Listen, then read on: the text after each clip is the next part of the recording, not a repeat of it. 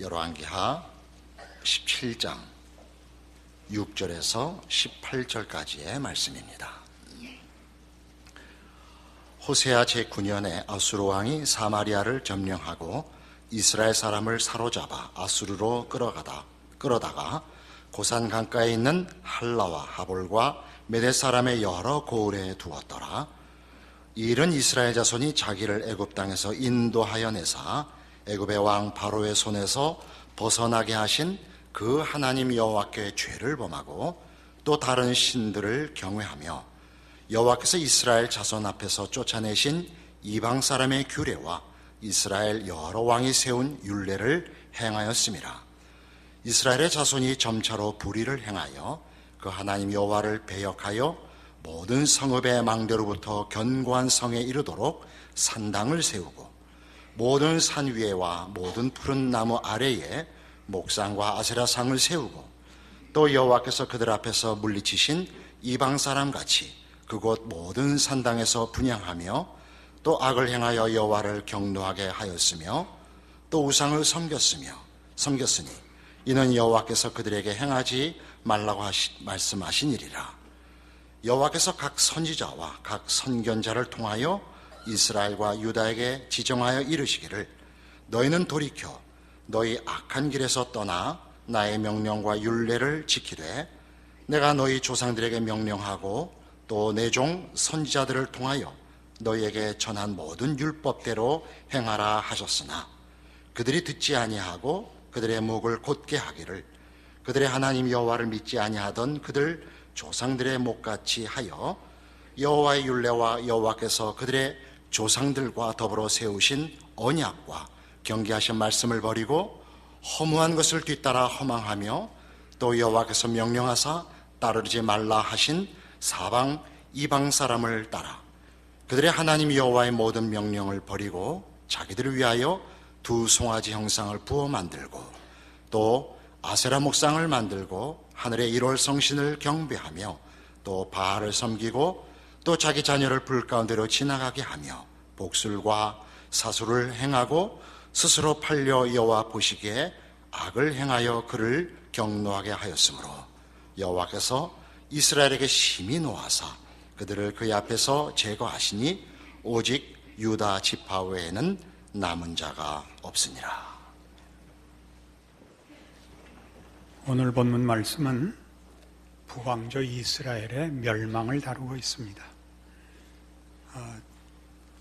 이스라엘의 멸망은 정치적, 군사적 이유가 없고 전혀 종교적인 이유로 하나님의 말씀을 따르지 않고 경고했던 이방 민족의 우상들을 섬긴 죄 때문에 저들은 그 나라가 멸망을 당하고 그 민족 전체가 사로잡혀 가기도 하고 또는 여러 나라로 흩어지는 비극을 맞이하게 되었습니다. 오늘 본문 내내 너무나 자세히 길게 소상하게 설명되듯이 하나님의 말씀을 어겨 하나님의 진노를 샀고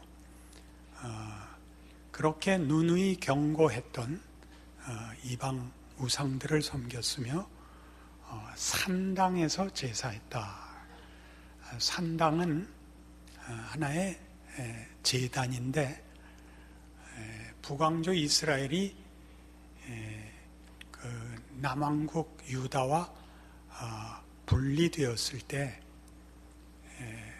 이스라엘의 제사는 모두 예루살렘에 있는 성전에서 드려야 하는데 그것은 유다에 속해 있습니다. 그래서 북왕조 처음 왕이 된 여로보암이 자기 국민들이 예루살렘으로 가서 제사를 지냄으로써 그 국가적 정체성에 그 의심이나 흔들림이 있을까봐 이제 그 제단을 만들어 북왕조에서도 독립적으로 제사를 지낼 수 있게 단을 세웠었는데 그때 이미 단을 세우면서 금송아지를 세웁니다. 그래서 북왕조 이스라엘에서는 필요에 따라 여기저기 자기네들 마음대로 제단을 세우고, 산당이라고 한 것은 주로 산에 그 제단을 쌓았기 때문입니다. 그리고 점점 그 타락해서 우상들을 섬기는 본거지로 전락하게 됩니다. 그래서 산당을 세웠다, 우상을 섬겼다는 동일한 내용을 지칭하고 있습니다. 그런데 이러한 북왕조 이스라엘의 멸망이라는 하나님의 심판에 대하여 우리는 그저 하나님의 명령을 어기고 경고를 무시해서 망했구나 이러고만 있을 수는 없습니다. 왜냐하면 하나님께서 이스라엘에 대해서는 아브라함과 다윗, 가장 대표적으로 두 사람에게 영원한 약속을 주셨기 때문입니다. 아브라함의 자손이 하늘의 별 같고 바다의 모래 같을 것을, 또 다윗에게 그 통치권이 영원할 것을, 즉 말하자면 이스라엘이라는 나라는 하나님께서 영구히 그의 복과 특별한 보호로 다스리고 지킬 나라인 것을 약속했었기 때문에 저들이 심판받을 짓을 한 것은 사실이지만 그럼에도 불구하고 저들의 멸망은 어떻게 이해해야 되는가 하는 문제가 우리 앞에 하나의 오늘의 관심사로 떠오릅니다.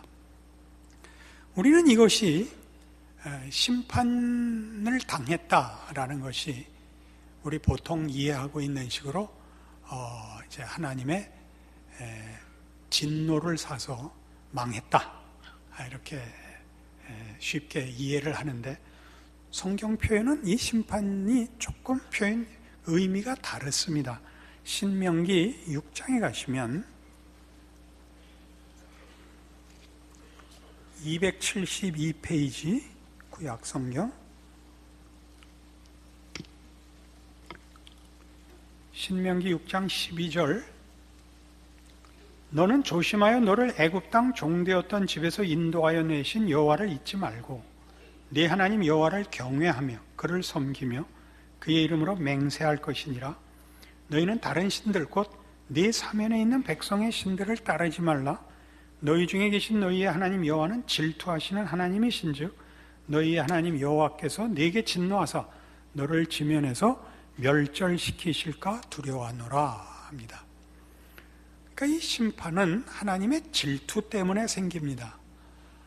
질투라는 건 여러분 잘 아시다시피 사랑의 한 형태인데, 사랑이 상처를 받아 분노로 변하는 것이 이제 우리 그 질투요 증오인 줄 알고 있습니다.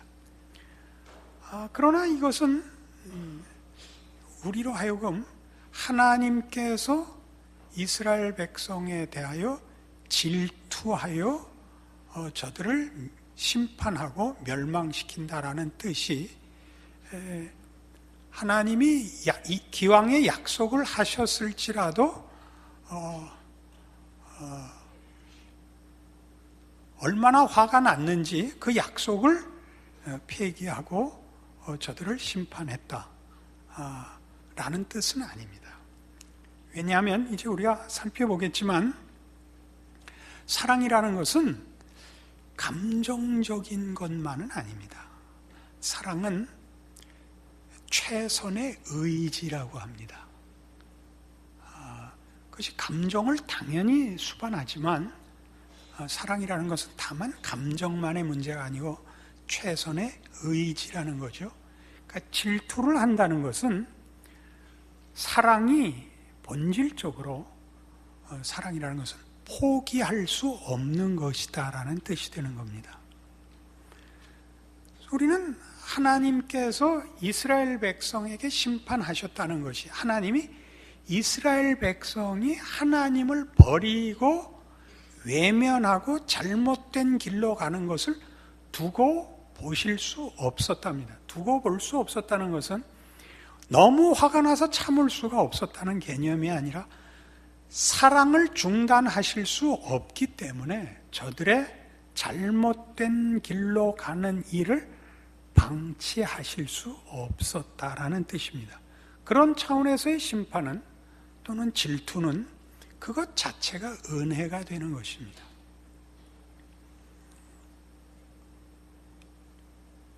우리는 사실 하나님께서 질투하시고 심판하신다라는 사실이 갖는 사랑의 한 중요한 속성에 대해서 놀랍니다.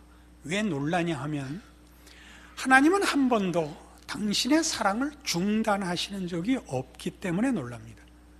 그 사랑이 조금 전에 말씀드린 대로 최선의 의지로서 사랑하기에는 너무나 못나고 완악하고 미련하게 구는 때에도 그 사랑은 변치 않고 그 열심히 식지 않는다는 차원에서 놀랍습니다.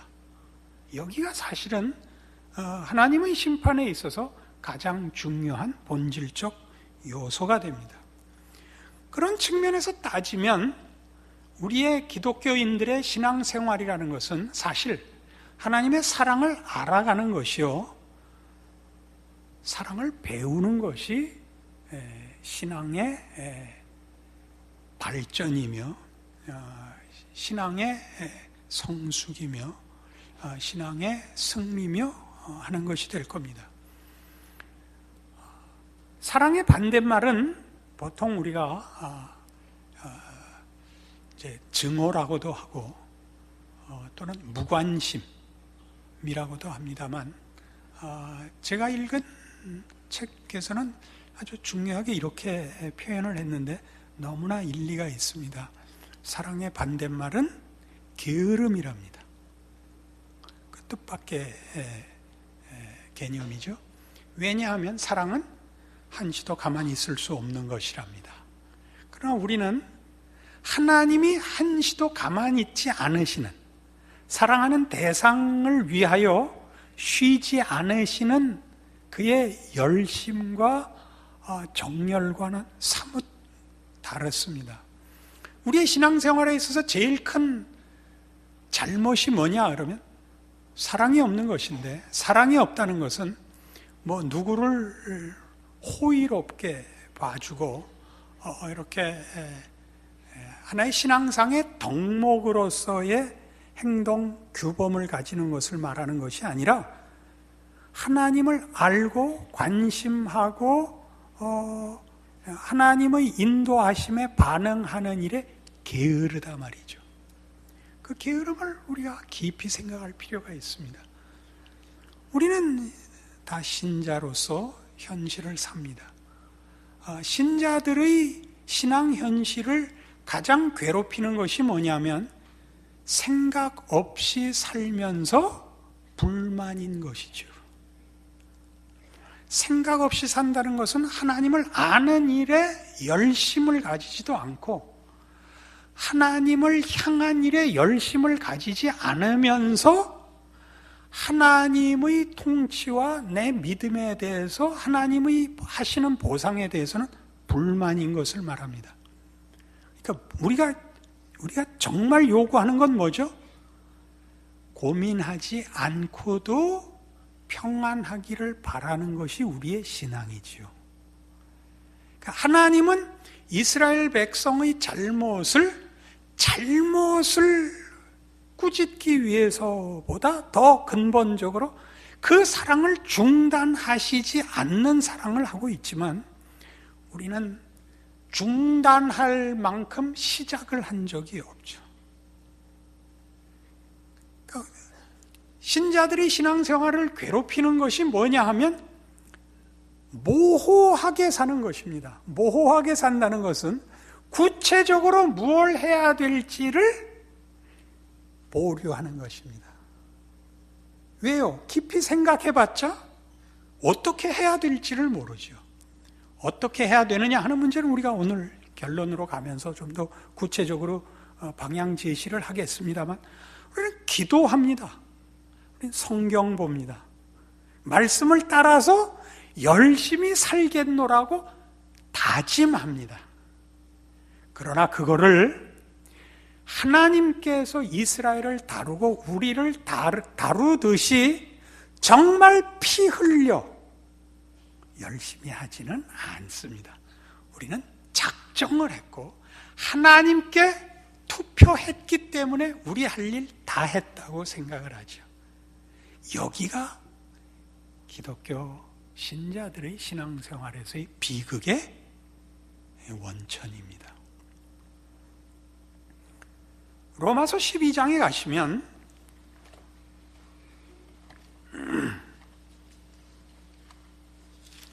신약성경 255페이지 로마서 12장 1절을 보시면 그러므로 형제들아 내가 하나님의 모든 자비하심으로 너희를 권하노니 너희 몸을 하나님이 기뻐하시는 거룩한 산 제물로 드리라. 이는 너희가 드릴 영적 예배니라. 너희는 이 세대를 본받지 말고 오직 마음을 새롭게 함으로 변화를 받아 하나님의 선하시고 기뻐하시고 온전하신 뜻이 무엇인지 분별하도록 하라. 이렇게 나옵니다. 우리는 성경 말씀을 너무 쉽게 읽습니다. 어떻게 쉽게 읽느냐 하면 읽고 고개를 끄덕이면 내가 그 문제에 대해서 할 일을 다 했다고 생각을 한단 말이죠. 맞아. 세상을 따르지 말고 하나님의 뜻을 따라야지 라고 생각한 것만으로 너무나 기특한 겁니다. 자기가. 그렇게 사셔야 됩니다. 기독교 신앙생활이라는 것은 생각하는 것입니다. 생각한다는 건 뭐냐면 지금 로마서 12장 1절과 2절이 우리에게 제시하는 건 이겁니다. 이 세대를 본받지 말라. 하나님의 뜻을 구하라. 무슨 말이냐면 그 둘이 우리 앞에 놓여 있다는 사실입니다. 그 둘이 대적하고 있습니다. 세상의 요구를 우리에게 힘으로 밀어붙입니다. 우리를 위협하고 유혹합니다. 하나님께서 진실하심과 은혜로우심과 많은 증거와 진실된 약속으로 우리의 갈 길을 우리 앞에 펼치십니다.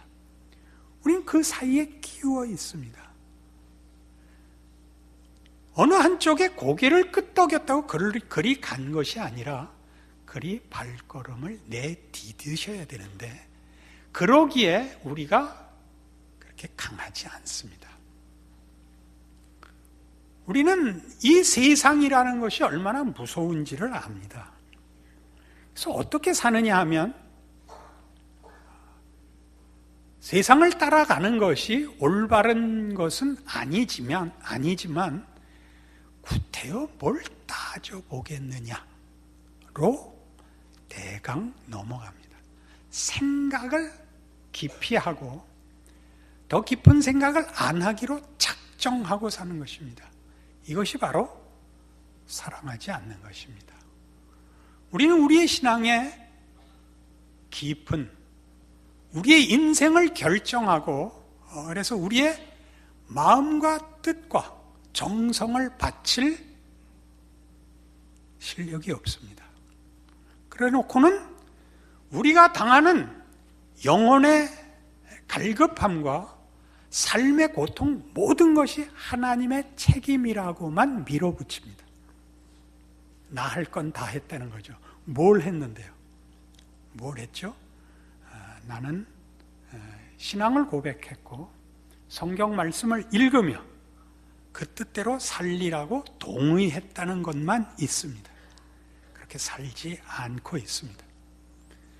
우리는 세상과 하나님의 뜻을 목숨을 걸고 비교하고 그 둘 사이에서 어느 것을 선택할 것이냐, 어떻게 살 것이냐를 목숨을 걸고 결정하지 않습니다. 우리는 언제나 모호하게 이 중요한 결정을 미룹니다. 이것이 하나님의 심판이 갖는 오늘 성경 말씀의 가장 귀한 부분입니다. 하나님은 그렇게 하시지 않습니다. 그 고통을 감내하시고 우리를 죽음으로까지 밀어붙이십니다. 고린도후서 1장에 가면 이 죽음으로 밀어붙이는 문제에 대하여 성경은 사도 바울의 입을 통하여 이렇게 그의 생애의 경험을 가르칩니다. 285페이지 신약성경 고린도후서 1장 8절입니다. 형제들아, 우리가 아시아에서 당한 환난을 너희가 모르기를 원하지 아니하노니 힘에 겹도록 심한 고난을 당하여 살 소망까지 끊어지고 우리는 우리 자신이 사형 선고를 받은 줄 알았으니 이는 우리로 자기를 의지하지 말고 오직 죽은 자를 다시 살리시는 하나님만 의지하게 하심이라. 우리 성경 읽을 때 늘 하는 실수죠. 쉽게 읽는다고요. 사도 바울은 훌륭하구나. 죽음에 직면해서도 결사각오로 하나님만 의지하고 살기로 했거나 참으로 기특한 지고 여기까지죠. 바울이 얘기하는 것은 그거보다는 훨씬 처절한 얘기입니다. 죽음을 직면하는 것입니다. 죽음은 무섭죠. 사람이 겪는 일 중에 죽음보다 무서운 것이 어디 있습니까? 하나님께서 죽음을 면하게 해주시지 않고 죽음을 받아들일 수밖에 없는 자리까지 바울을 밀었답니다.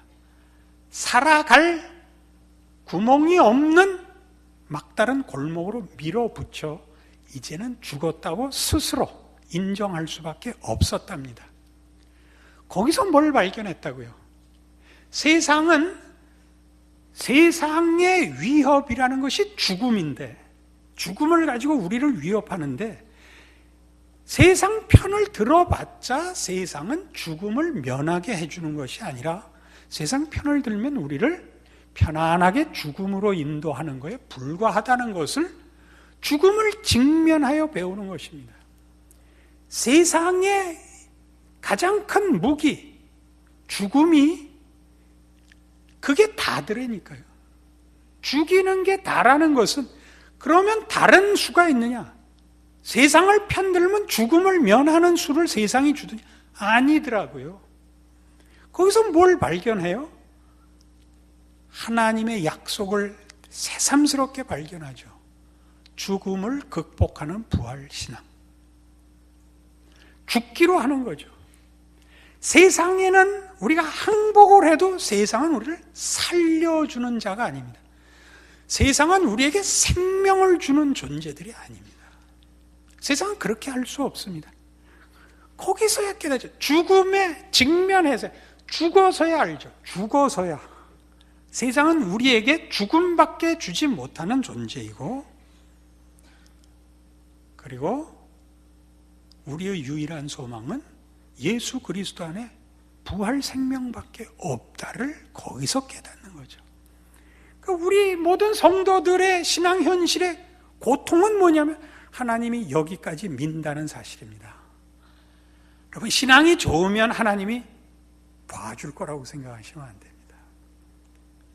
우리는 신앙상에 그 나쁜 하나의 그 편견이 있는데, 신앙이 좋은 것을 이렇게 순진무구한 것으로 생각하는 이들이 뜻밖의 많습니다. 이렇게 흠없고 교활하지 않은 것이라는 개념에서 나왔겠죠. 그러건 어린아이 같다는 말은 그때마다 비유할 때 초점에 따라 다른 것입니다. 어린아이같이 순결한이라는 말은 통하지만 어린아이같이 무력한이라는 것은 성경이 긍정적으로 쓰지 않습니다.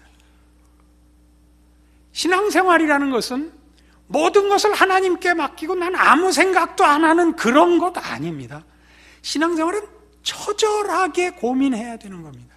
고통 속을 통과해야 되고 죽음을 뚫고 나가야 되는 겁니다.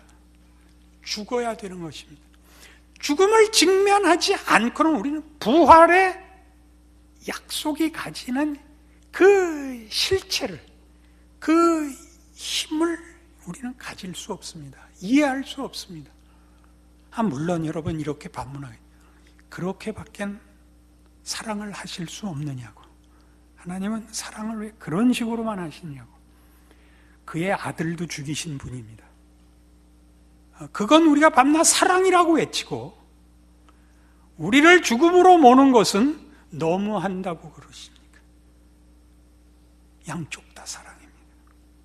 그 아들을 죽이시는 사랑이 우리도 죽이실 겁니다. 그러지 않고서는 부활 생명을 우리는 체득할 수가 없습니다. 여러분, 손쉬운 신앙생활 할 생각일랑 얼른 오늘 내려놓으십시오. 여러분 주보에 항복 이렇게 써놓고 가십시오. 오늘. 신앙생활이라는 건 간단한 것이 아닙니다. 사랑은 여러분, 사랑은 무서운 것입니다. 마지막 한 방울 남은 힘까지 다 쥐어짜게 만드는 게 사랑입니다.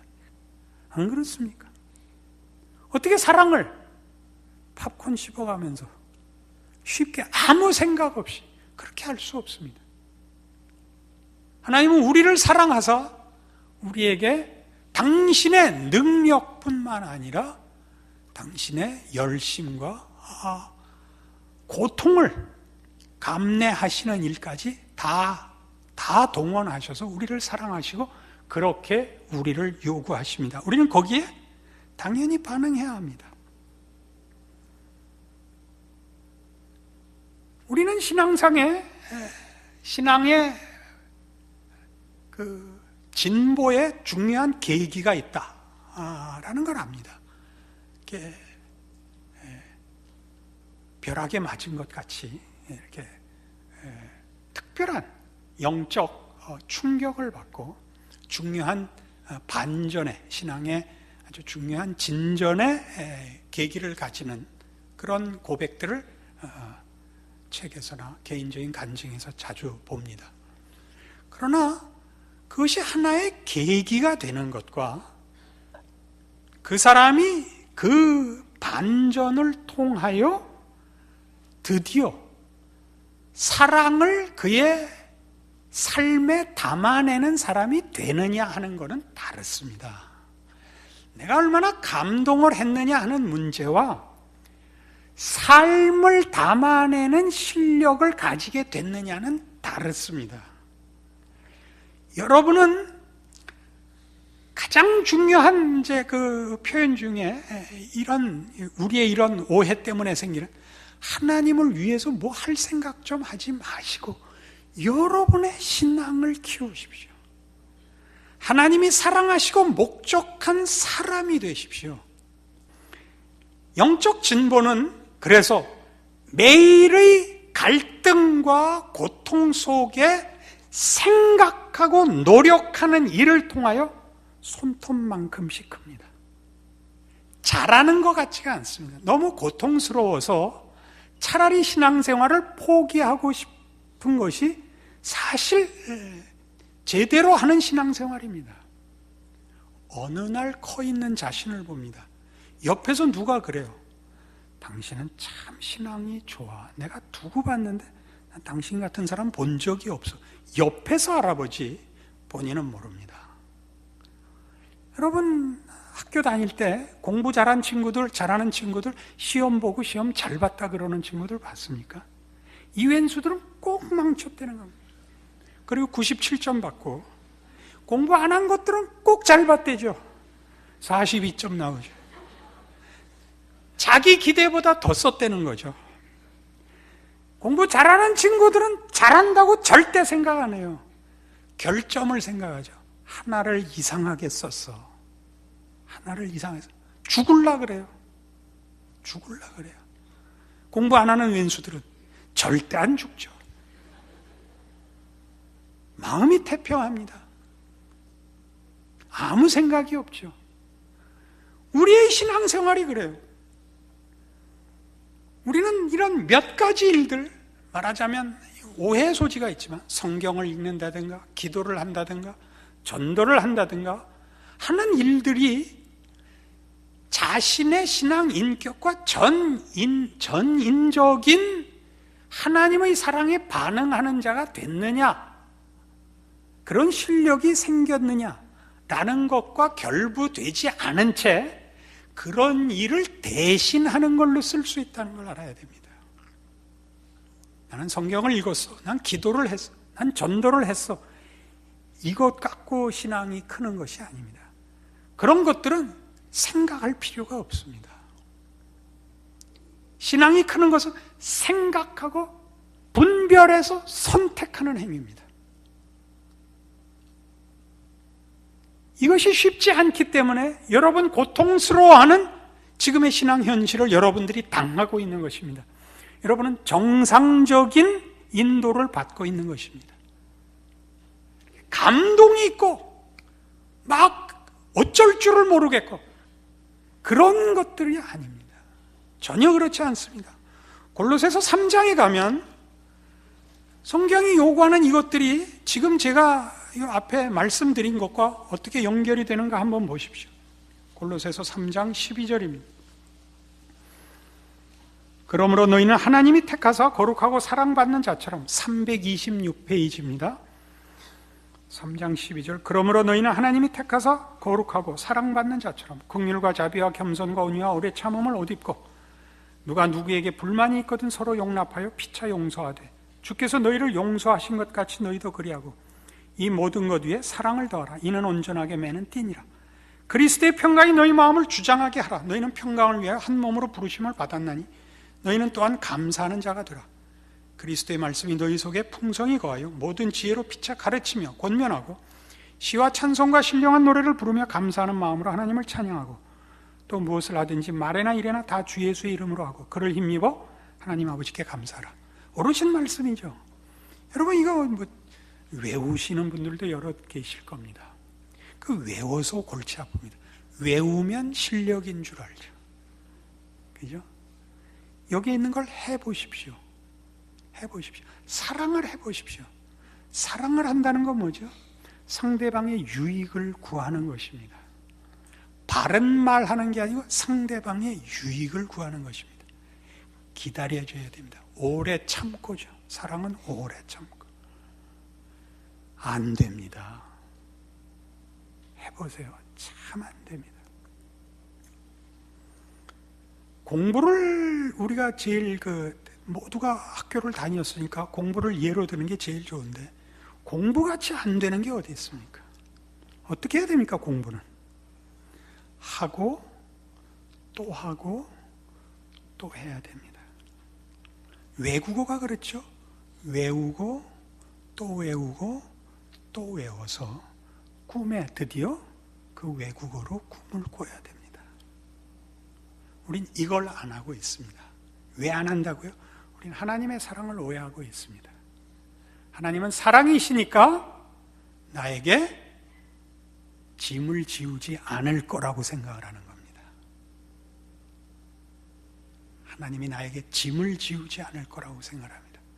심판하시는 하나님입니다. 질투하시는 하나님입니다. 여기에 있는 것 어느 것 하나 여러분이 쉽게 할 수 있는 게 있습니까? 긍휼과 자비와 겸손과 온유와 오래 참음을 옷 입으라. 이걸 하려면요, 여러분 예전 학교 다닐 때 공부한 것보다 더 깊은 싸움을 하셔야 됩니다. 시험 공부하느라고 밤에 우리 눈에 졸려서 안티프라민 바르고 했던 기억이 납니다. 그렇게 하셔야 됩니다. 그러지 않고 신앙이 저절로 자랄 거라고 생각하는 것은 사랑을 무시하는 것입니다. 여러분의 신앙생활의 가장 큰 병이 뭐냐? 여러분이 사랑을 어떻게 키우고 책임져야 되는지 몰라서 체념하고 계시는 겁니다. 어쩔 줄 몰라 하고 계실 겁니다. 어떻게 하라고요? 오늘부터라도 당장 가서 옛날 영어 단어장 만들어서 외우듯이 여러분의 삶 속에서 연습하십시오. 연습하십시오. 17절에 있는 이 말씀을 보십시오. 또 무엇을 하든지 말에나 일에나 다 주 예수의 이름으로 하고 그를 힘입어 하나님 아버지께 감사하라. 죽을 때까지 할 수 없는 일입니다. 노력하십시오. 하나님의 사랑을 과소평가하지 마십시오. 하나님 포기하시지 않습니다. 여러분들도 그 사랑에 사랑으로 답하십시오. 우셔야 됩니다. 포기해서 우는 게 아니라 그것이 고통스러워서 울어야 될 겁니다. 그러나 우리가 이길 수밖에 없다는 것 기억하십시오. 기도하겠습니다. 하나님 아버지 은혜를 감사합니다. 하나님의 심판이 하나님의 사랑인 것을 확인합니다. 그 심판이 우리의 현실 속에 있습니다. 하나님이 우리를 죽음으로 내모십니다. 하나님 거기서 부활 생명을 얻게 하옵소서. 그 실력을 가지게 하옵소서. 지금은 우리 주 예수 그리스도의 은혜와 하나님 아버지의 극진하신 사랑과 성령님의 교통하심이 그 아들을 주시기까지 사랑하시고 포기하시지 않는 하나님의 사랑을 기억하고 오직 사랑으로만 하나님 앞에 답하리라 약속하고 돌아가는 심령들 위해 영원토록 함께 있을지어다.